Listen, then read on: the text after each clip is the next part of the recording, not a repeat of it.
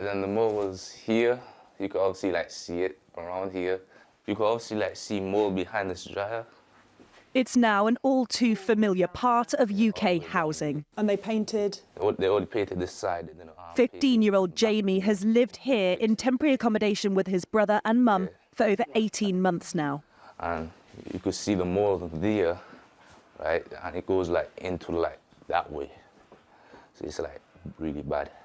They say their accommodation provider painted over all of this 3 months ago, but it started to come back. His entire bedroom was so overcome with mould. Jamie's mum, Heather, can't afford to keep the heating on all the time, and the mould's affecting their health. It's been so bad. Every year during the winter time, when you can't keep your windows open 24 hours a day, the kids and I always end up getting chest infections. We've been sick every year because we all three have asthma.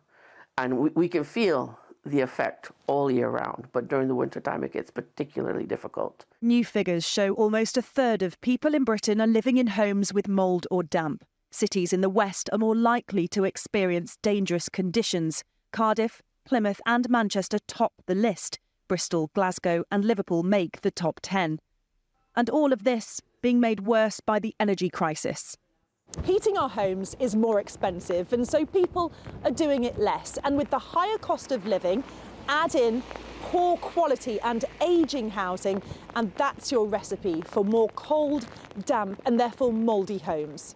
This month marks 3 years since 2-year-old Awar Ishaq died from the effects of mould in his home, with calls now for more financial support to make homes energy efficient and a focus on bills.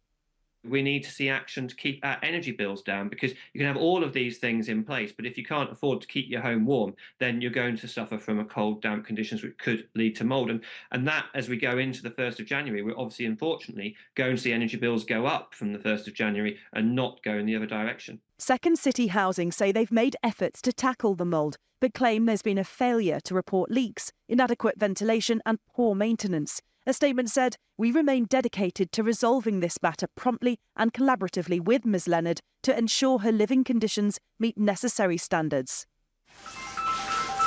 Meanwhile, Heather says her health and her children's are at risk, and all this doesn't feel like a home should. Adele Robinson, Sky News, Birmingham.